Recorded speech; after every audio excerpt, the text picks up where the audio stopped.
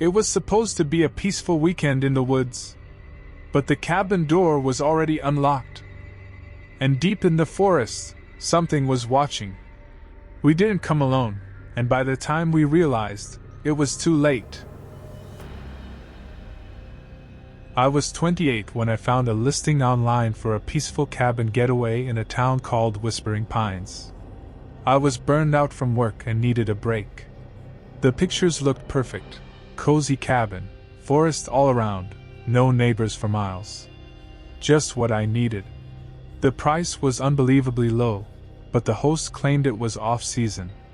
I didn't think much of it. I booked it instantly. I arrived just before sunset. The drive was beautiful, winding roads through pine trees, fog hanging low. But as I pulled up to the cabin, something felt off. It was colder than it should have been, and too quiet. Not peaceful quiet, unsettling quiet. Still, I chalked it up to nerves. I unpacked, settled in, and made some tea. The inside of the cabin was rustic but clean. Wooden floors, stone fireplace, and one large window that looked out into the woods. I was enjoying the silence until I heard something. Faint whispering, like whine through the trees. But when I looked outside, the trees were completely still. I tried to ignore it. That night, as I was getting into bed, I noticed the window again. It didn't have any curtains. Just glass. I stared out into the woods, but all I could see was black. Then I saw movement. A shape, small, hunched, quickly darted behind a tree. I froze. I told myself it was just an animal. But I couldn't sleep. I left the light on all night and barely shut my eyes. The next morning, I called the host to ask if anyone else was on the property. She said no. "You're completely alone out there," she laughed. Somehow, that didn't make me feel better. That afternoon, I went for a short hike behind the cabin. I found old steps, almost buried in moss, leading deeper into the woods. I followed them out of curiosity. They led to an old stone well. It looked ancient, broken. As I leaned over to look inside, I heard something. Whispering. It was soft. Too soft to understand. But it was real. I turned around quickly. Nothing. I rushed back to the cabin, heart pounding. That night, things got worse. I woke up around 2 a.m. My mouth was dry, so I went to the kitchen for water. As I walked past the window, I saw something again. A figure. Standing at the edge of the woods. Just standing there. Not moving. Watching. I turned on every light in the cabin.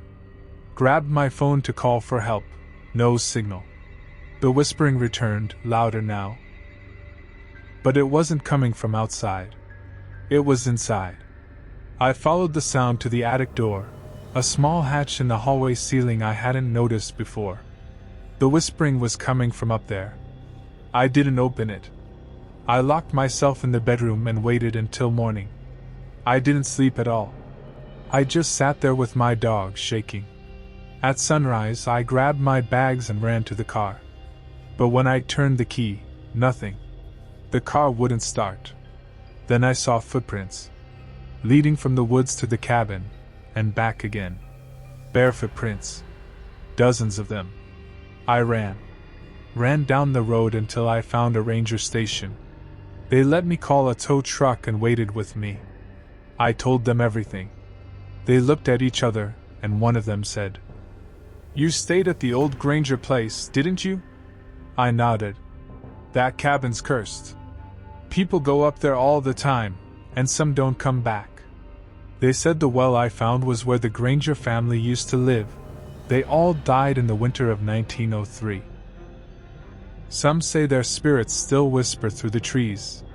When the truck arrived and we drove back, the cabin was just as I left it. But when I looked through the attic hatch before leaving, there were scratches from the inside. I never went back to Whispering Pines. And I never book cabins with no reviews anymore. Some places want to be left alone.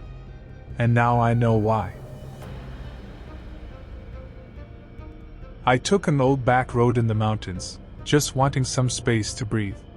No city noise, no emails, no people, just clean air and isolation. The map showed the road ending at a small, abandoned cabin. It seemed perfect. Far from tourists, hidden in the trees, the kind of place you only read about in novels. It was late afternoon when I turned off the main highway onto a cracked, narrow road. My Jeep rumbled along the rough pavement, every bump making it clear that this was a forgotten path. Trees arched over the road like a tunnel. Pine needles rained down on my windshield as I climbed higher into the mountains. Eventually, the pavement ended. A rusty metal gate stood in front of a dirt trail that kept going. Just beyond it, I could see the outline of the cabin. It was old, weathered wood, no paint left, windows broken. Still, my heart beat faster in a good way. It felt like freedom. Like this was going to be a story I'd remember forever. I parked just before the gate and walked the last few yards. The air smelled like earth and pine. It was completely silent except for the occasional creak of the trees swaying. When I opened the door to the cabin, it groaned like it hadn't moved in years. Inside was empty. No furniture. Just dust, shadows, and the sound of my own breathing. But something felt off. Like I wasn't alone. Like the air had weight to it. I stepped deeper inside. My boots echoed on the wooden floor, crunching through old leaves that had blown in over the years. I wasn't making any noise except my own footsteps. There weren't any animal sounds. Not even bugs. That was the first thing that really struck me, how unnaturally quiet it was. I noticed a trail of footprints in the dust. Not mine. These were already there. They were bare, no shoes, and adult-sized. The prints went from the front door to the window and stopped there, like someone had stood watching something. Night came fast. The sunlight faded behind the thick trees, and I decided to leave before it got too dark. But when I checked my GPS, it said I was 5 miles from the gate. That couldn't be right. I'd walked 50 yards, maybe. I looked around, confused, but what really made my stomach drop was my Jeep. It wasn't where I parked it. It had moved. Not far, but turned slightly, like someone had gotten in or pushed it. I ran to the door and jumped in, slamming it shut and locking everything. My hands were shaking as I hit the ignition. Nothing. No engine turnover. The lights flashed, then died. It said I was out of gas. I had just filled the tank earlier that day. That made no sense. And then I saw them. Behind the cabin, in the window, something moved. I squinted through the trees and saw 2 glowing eyes in the darkness. A person. Standing there. Just watching. They didn't blink. I pulled my phone out. No signal. I held it up, moved it around. Nothing. I even tried restarting it, but the screen stayed frozen. I felt trapped. There was no one around, no way to call for help, and I was losing daylight fast. Then something hit the roof of the Jeep. A light tap. Like a branch, maybe. I didn't want to look, but I did. And right above me, a handprint. Clear as day. Smeared across the dusty roof of the car. I couldn't breathe. My whole body went cold. I threw the door open and ran. I didn't stop to think. I didn't care about the branches tearing at my arms or the thorns ripping my jeans. I just ran. My lungs burned, but I kept going until I burst out onto the open road, back at the gate. I didn't look back. I couldn't. I drove home in silence. No music, no phone. Just my thoughts running wild. When I finally made it back to town, I checked the GPS history on my phone. It showed a strange route, a road that didn't exist. A curved line going off the map, 31 miles long, ending in dead space. I didn't take that road. I never saw it. But something did. Even now, when the house is quiet, I swear I can hear footsteps outside my window. Light, slow pacing. I've checked 100 times and never found anyone there. But sometimes, in the reflection of the glass, I think I see something move. I haven't gone back to the mountains. I never will. And if you ever see a road that leads off the map, one that doesn't exist anywhere but on your screen, don't follow it. Because something out there is waiting for people just like me. I wanted to get away for a few days, clear my head. I'm a wildlife videographer and had this idea of filming nocturnal animals with my DSLR and a night vision camera. I picked a quiet state park I'd visited before, one of those lesser-known ones tucked between the mountains and valleys. Fewer people, more wildlife. I got there just before sunset. Set up camp in a clearing surrounded by old oak trees. It was peaceful. Still, I remember thinking the silence was almost too thick, like even the wind didn't want to disturb that place. By 10 p.m., I had my gear positioned. The tripod was aimed at the densest cluster of trees, with night vision turned on and motion sensor active. I had a thermos of coffee and sat near the fire until it was just embers. Then I got into my tent and passed out, the kind of deep sleep that comes after fresh air and hours of setup.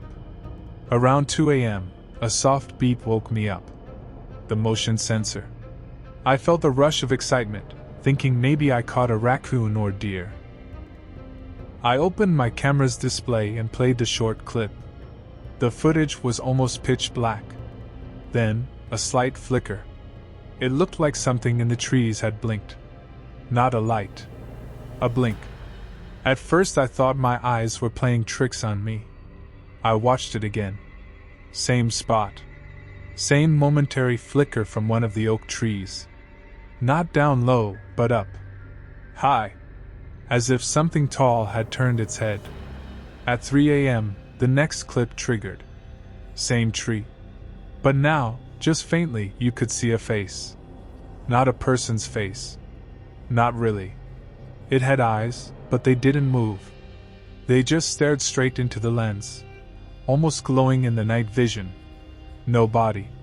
Just eyes hanging in the air like they were stitched onto the darkness. I was frozen. Then I did the dumbest thing I could have done, unzipped my tent and stepped out with just a flashlight. The air had changed. The warmth was gone. My breath turned silver in the beam of my flashlight. I scanned the trees, shaking. The oak that had been blinking was maybe 30 feet away. Leaves rustled high up. No wind. Just something brushing the branches. I called out. Nothing. Then came the tap. A soft tap on the bark of the oak. I aimed the flashlight upward, but nothing was there. Nothing that I could see. I backed up to the tent, left the camera on the stump, and locked myself in. For the next hour, my tent creaked like someone was dragging fingers across the nylon. I held my breath. A low, steady breathing echoed just outside. I didn't move. I didn't sleep. At dawn, I got out. The ground around my tent was disturbed. Bare footprints, human-like but wrong. The toes were too long. And one foot dragged a big toe in a wide circle around the tent, like it was marking something. I'd packed everything and drove back to the city without looking in the rearview mirror. Days later, I reviewed the footage again. That same blink. Then another. Slower. Almost deliberate. Like it knew it was being watched. I enhanced the clip. That face wasn't human. It wasn't animal. It didn't belong. I reported it. Sent the footage to a few forums. Some said it was fake. One guy messaged me, told me I was lucky. Said I should never have stayed past the second blink. Since then, I've never gone camping alone again. Sometimes, when I'm in bed, I close my eyes and see those blinking lights. I see the oak trees. And I swear, I hear the tent creak. And once, just once, I heard the soft tap of bark on my apartment window. I couldn't stop thinking about that blinking tree. It haunted me. I kept replaying the footage over and over. Each time, I noticed something different. The blink seemed slower. It wasn't a camera glitch. It was intentional. Measured. A few nights later, I woke up around 3 a.m. No sounds, just the low hum of the city. But I had this pressure in my chest, like something was wrong. I looked out my apartment window. Across the street, standing beneath a broken streetlight, was someone. Still. Facing my building. I backed away. Told myself I was just shaken from the camping trip. But my mind was spiraling. Was it following me? Was it connected to that blinking tree? The next night my camera, which I hadn't touched, turned itself on. I heard the shutter. It took 3 photos. When I checked the memory card, my blood ran cold. The first photo, my empty living room. The second, a blurry shot of my hallway. The third, my bedroom door, cracked open, as if taken from just inside. I hadn't taken those photos. I called a friend. Told him everything. He thought I was losing it, suggested I see someone. Maybe I was. But then I got the message. It came to my phone. No number. No sender. Just one line. You saw me. Now I see you. That night I didn't sleep. Over the next week, strange things kept happening. Scratches on my apartment walls. My dog barked at the same corner every night. My door would creak open by itself even after I latched it. I moved out. I tried to forget it. Deleted the footage. Threw away the camera. Changed numbers. But I never really felt alone again. One night, almost 6 months later, I got a package. No return address. Inside was a flash drive. I almost didn't plug it in, but I had to know. It contained a single video. Night vision. From my old tent. Me. Sleeping. In the corner of the frame, slow and still, that same dark face from the oak tree, watching. Closer than I remembered. Closer than it ever should have been. It blinked once. And the screen went black. Which of these 3 stories gave you the biggest chills? Was it the wrong Uber ride? The creepy delivery driver who came back at night? Or the dark woods where something watched from the trees? Let us know in the comments. We'd love to hear which one haunted you the most. And if you enjoyed the video, don't forget to like, subscribe, and turn on the bell icon so you never miss more spine-tingling true horror stories. Stay safe out there, because sometimes the scariest things aren't just stories.